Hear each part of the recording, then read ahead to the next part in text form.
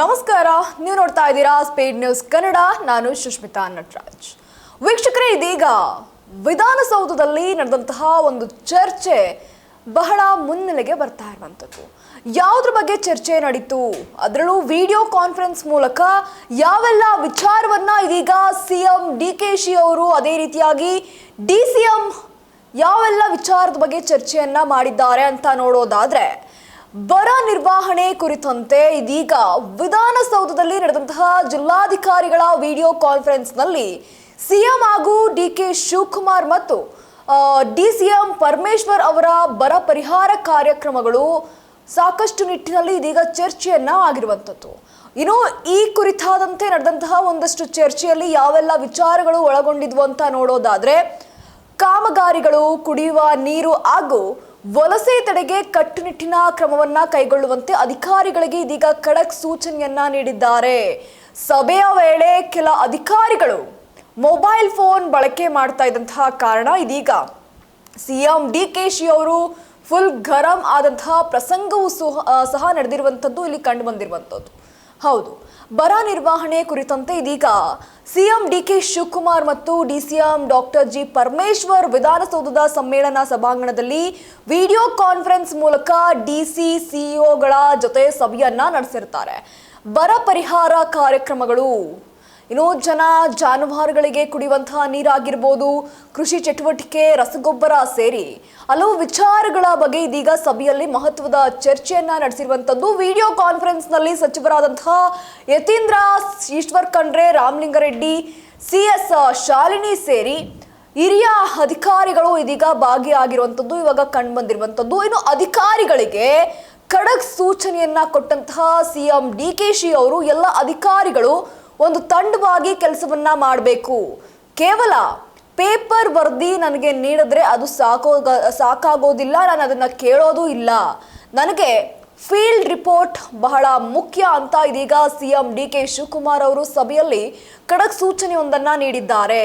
ಸ್ಥಳೀಯ ಸಂಸ್ಥೆಗಳು ಚುನಾವಣೆಗೂ ಮುನ್ನ ನಿಮ್ಮ ಅನುಭವ ಮತ್ತು ಕಾರ್ಯಕ್ಷಮತೆಯನ್ನ ತೋರಿಸಿ, ಆಡಳಿತಾತ್ಮಕವಾಗಿ ಟೀಮ್ ವರ್ಕ್ ಮಾಡಿ. ಈಗಾಗಲೇ ಬೆಳಗಾವಿ ಮತ್ತು ಕಲಬುರಗಿ ವಿಭಾಗ ಮಟ್ಟದಲ್ಲಿ ಸಭೆ ನಡೆಸಿ ಸಮಗ್ರ ಪರಿಶೀಲನೆಯನ್ನ ನಡೆಸಿದ್ದೇನೆ. ಅಲ್ಲಿ ನಾನು ಕಟ್ಟಿರುವಂತಹ ಈಗಾಗಲೇ ಏನೆಲ್ಲ ಸೂಚನೆಯನ್ನ ಕೊಟ್ಟಿದ್ದಾರಲ್ವಾ, ಆ ಸೂಚನೆಗಳು ಕಾಲಮಿತಿಯಲ್ಲಿ ಜಾರಿ ಆಗ್ತಾವೆ.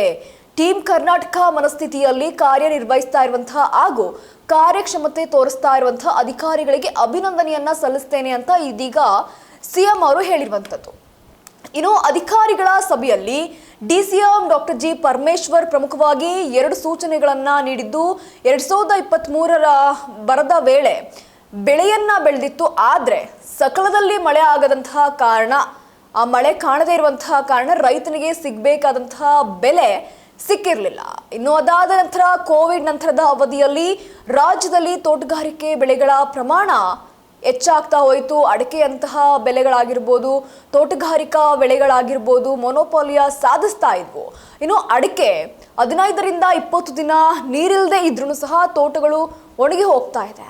ಇನ್ನು ರಾಜ್ಯದ ಬೆಳೆಗಳ ಚಿತ್ರಣವನ್ನ ಗಮನಿಸಿದ್ರೆ, ಕಬ್ಬು, ಭತ್ತ, ಅಡಿಕೆ ಮತ್ತು ಮುಸ್ಕಿನ ಜೋಳ ಏನಿದೆಯಲ್ಲ, ಒಟ್ಟಾರೆ 50% ಪ್ರದೇಶವನ್ನ ಇದೀಗ ಆಕ್ರಮಿಸಿಕೊಂಡಿವೆ. ಈಗ ಈ 4 ಬೆಳೆಗಳು ಅತಿ ಹೆಚ್ಚು ನೀರನ್ನ ಬೇಡ್ತಾ ಇರುವಂಥದ್ದು.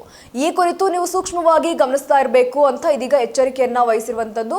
ಇನ್ನು ಅದೇ ರೀತಿಯಲ್ಲಿ ನೋಡೋದಾದ್ರೆ, ಡ್ಯಾಮ್ಗಳ ವಿಚಾರವನ್ನ ನೋಡೋದಾದ್ರೆ, ಡ್ಯಾಮ್ಗಳಿಂದ ನೀರು ಹರಿಸಿ ಒಂದು ಇವಾಗ ಡ್ಯಾಮ್ಗಳಿಂದ ಸಾಕಷ್ಟು ಜನ ನೀರು ಬಿಡಬೇಕಾ ಬೇಡವಾ ಈಗಾಗಲೇ ಸಾಕಷ್ಟು ರೀತಿಯ ವಾದ ವಿವಾದಗಳು ನಡೀತಾ ಇದೆ. ಮಂಡ್ಯದಲ್ಲಿ ಸ್ಟ್ರೈಕ್ ನಡೀತಾ ಇದೆ. ಇದಾದ್ಮೇಲೆ ಇವಾಗ ಡ್ಯಾಮ್ಗಳಿಂದ ನೀರುಗಳನ್ನ ಹರಿಸಬೇಕು ಅಂತ ಒತ್ತಾಯವೂ ಸಹ ಕೇಳಿಬಂದಿರುವಂಥದ್ದು.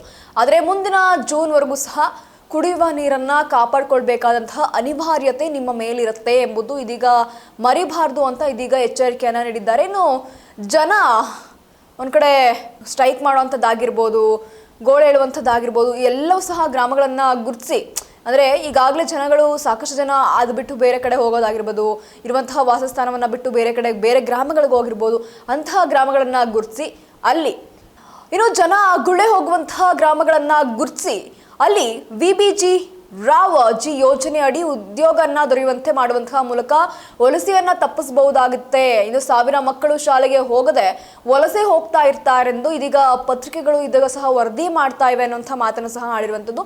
ಇನ್ನು ಈ ಕುರಿತು ನಿಗಾ ವಹಿಸಿ ಬರಗಾಲದ ಸಂದರ್ಭದಲ್ಲಿ ಸಾಂಕ್ರಾಮಿಕ ಕಾಯಿಲೆಗಳನ್ನ ಒಂದ್ ಕಡೆ ಹರಡ್ತಾ ಇರುವಂಥದ್ದು, ಅವುಗಳನ್ನ ಒಂದ್ ಕಡೆ ಅದ್ರ ಕಡೆ ಸಹ ಗಮನ ಕೊಡಬೇಕು. ಯಾಕಂದ್ರೆ ಎಲ್ಲರ ಆರೋಗ್ಯವೂ ಸಹ ಬಹಳ ಮುಖ್ಯ ಆಗಿರುತ್ತೆ ಅಂತ ಹೇಳ್ತಾ ಇರುವಂಥದ್ದು. ಇನ್ನು ಅಲ್ಲಿಯೂ ಸಹ ಬೀಜ ಆಗಿರ್ಬೋದು, ಗೊಬ್ಬರಗಳಿಗೆ ತೊಂದರೆ ಆಗದಂತೆ ನೋಡ್ಕೊಳ್ಳಿ ಅಂತ ಇದೀಗ ಎಚ್ಚರಿಕೆಯನ್ನ ಕೊಟ್ಟಿದ್ದಾರೆ. ಇನ್ನು ಮಾಧ್ಯಮಗಳು ತಪ್ಪು ವರದಿ ಮಾಡಿದ್ರೆ ಸತ್ಯಾಂಶವೇನೆಂದು ಕೂಡಲೇ ಸ್ಪಷ್ಟೀಕರಣ ನೀಡಬೇಕು ಅಂತ ಇದೀಗ ತಿಳಿಸಿರುವಂಥದ್ದು. ಇನ್ನು ಬರ ಪರಿಸ್ಥಿತಿ ಬಗ್ಗೆ ಡಿಸಿಎಂ ಪರಮೇಶ್ವರ್ ಸೂಚನೆಯನ್ನ ನೀಡ್ತಾ ಇದ್ದಂತಹ ವೇಳೆ ಕೆಲ ಅಧಿಕಾರಿಗಳು ಮೊಬೈಲ್ ಫೋನ್ ಬಳಕೆ ಮಾಡ್ತಾ ಇದ್ದಂತಹ ಕಾರಣ ಸಿಎಂ ಡಿಕೆಶಿ ಗರಂ ಆದಂತಹ ಪ್ರಸಂಗ ಕೂಡ ನಡೆದಿದೆ. ಸರ್ಕಾರದ ಆಲೋಚನೆ ತಿಳಿಸುವಾಗ ಗೌರವ ನೀಡೋದು ನಿಮ್ಮ ಜವಾಬ್ದಾರಿ. ನಿಮ್ಗೆ ಏನಾದ್ರೂ ಅರ್ಜೆಂಟ್ ಇದ್ರೆ ಹೊರಗೋಗಿ ಮಾತಾಡಿ ಎಂಬುದನ್ನ ಇದೀಗ ಅಸಮಾಧಾನವನ್ನ ವ್ಯಕ್ತಪಡಿಸಿರುವಂತದ್ದು ಸಿಎಂ ಡಿಕೆಶಿ ಅವರು. ಒಟ್ಟಾರೆಯಾಗಿ ಒಂದು ಸಭೆ ನಡೀತಾ ಇದೆ ಅಂದ್ರೆ ಅದರದೇ ಆದಂತಹ ಒಂದಷ್ಟು ಮರ್ಯಾದೆ ಇರುತ್ತೆ. ಅದರಲ್ಲೂ ಪ್ರಮುಖವಾಗಿ ರೈತರಿಗೆ ಸಂಬಂಧಪಟ್ಟಂತಹ ವಿಚಾರವನ್ನ ನೀವು ಚರ್ಚೆಯನ್ನ ಮಾಡ್ತಾ ಇರ್ತೀರಾ. ಅದರಲ್ಲೂ ವಿಡಿಯೋ ಕಾನ್ಫರೆನ್ಸ್ ಅಲ್ಲಿ ಕೆಲವೊಂದಷ್ಟು ಜನ ಹಾಜರಾಗಿರ್ತೀರಾ. ಅಲ್ಲೂ ಸಹ ಫೋನ್ ಯೂಸ್ ಮಾಡುವಂಥದ್ದು ಬಹಳ ತಪ್ಪು ಅಂತ ಅನ್ಸುತ್ತೆ. ಯಾಕೆಂದ್ರೆ ಒಂದು ಸಭೆ ನಡೀತಾ ಇದೆ ಅಂತ ಅಲ್ಲಿ ಮಾಡುವಂತಹ ಮಾತುಗಳಾಗಿರ್ಬೋದು, ಅಲ್ಲಿ ಬರುವಂತಹ ಮಾತುಗಳಾಗಿರ್ಬೋದು ಎಲ್ಲವೂ ಸಹ ಬಹಳ ಮುಖ್ಯವಾಗಿರುವಂಥದ್ದು.